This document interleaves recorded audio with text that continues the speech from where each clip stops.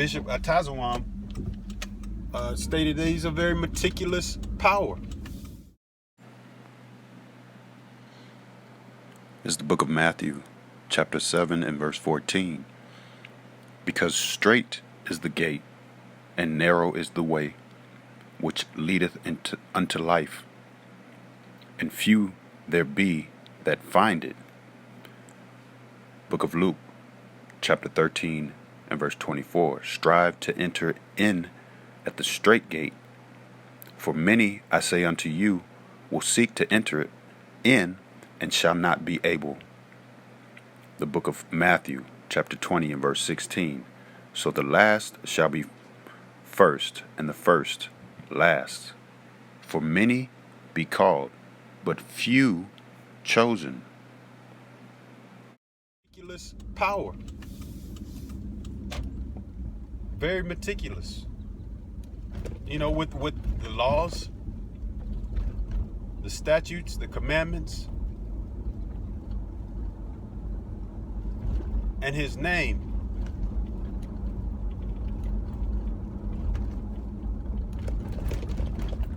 And so you could tell, man, I mean, you know,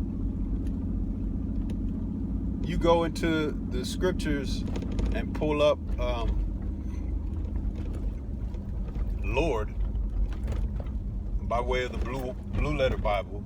You break that down, you get Jehovah or Yehovah. We know that there's no V in the Paleo Hebrew. There's no V, and there's no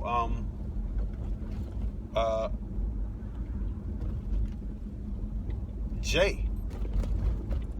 So you'll see Yehovah and you'll see Jehovah. There's no E.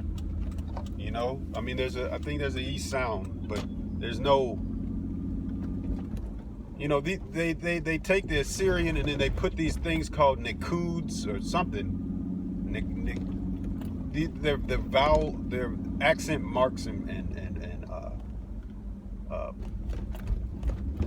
little points that they put on the Assyrian to turn the letter and the sound of the letter into a whole nother thing, man. So it's like you have the letter K and you put a little bloop right there at the top, and now it's not K anymore. You have that letter K, but because that little accent thing, that little dot right there is above it, and that thing below it is there, it's now Kwa. You know, it's Kwa. So they just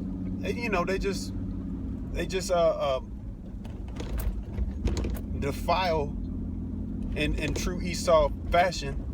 They defile the Hebrew, turn it into some other shit. This is the book of Hebrews, chapter 12 and verse 16. Lest there be any fornicator or profane person as Esau, who for one morsel of meat sold his birthright. All right, this is The Joys of Yiddish by Leo Royston. Preface of it, page 10. It reads, Yiddish, Hebrew, and Jewish. For the benefit of innocence, I hasten to add that Yiddish and Hebrew are entirely different languages. A knowledge of one will not give you even a rudimentary understanding of the other. True Yiddish uses the letters of Hebrew alphabet. Employs a great many Hebrew words and is written like Hebrew from right to left. Thusly, and so it gives you an example, which should delight any reader under 14.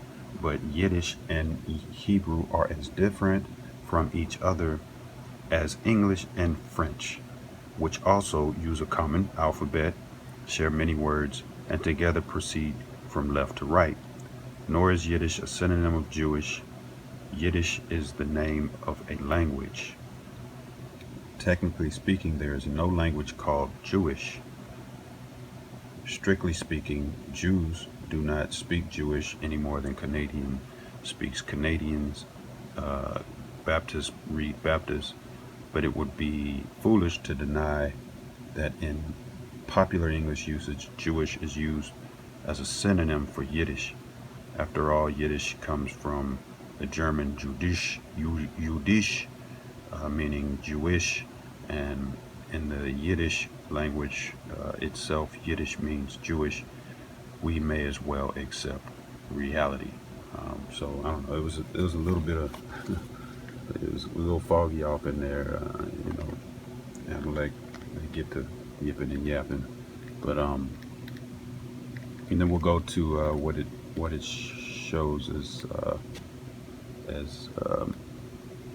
the actual definition of Yiddish. Bear with me for one moment. Come on. I got a whole bunch of. It's an interesting book. I haven't really gotten deep off into it, but so this is their definition of Yiddish, or the definition of Yiddish according to them. Yiddish is not Hebrew. Once again, Yiddish is not Hebrew, which remains with Aramaic the Jews' language of prayer and religious ceremonies. Yet Hebrew is the official language of Israel. So we'll skip on down. It says Yiddish is adapted from German 70 to 75%, and from Polish, Russian, Romanian, Ukrainian, various Slavic dialects, and within the last century, English, and so forth and so on. Which we call, it's Yiddish. It's Yiddish, which is Slavic. It goes into Slavic, Germanic tongue. And they try to pass it off as some kind of legit writing.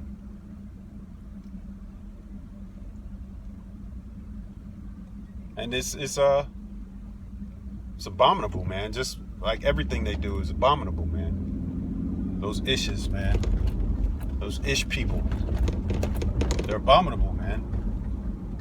In everything they do. They build on lies and lies and lies. It's just a big trash pile of lies, man.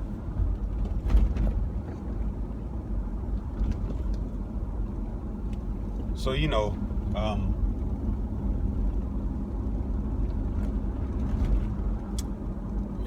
just putting that out there.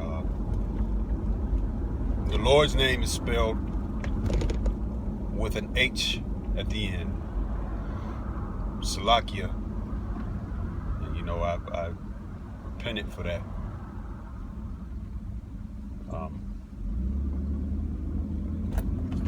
Forgive me. Yahweh Shem Shai for that mistake. But thank you, the Water Lord, for showing me.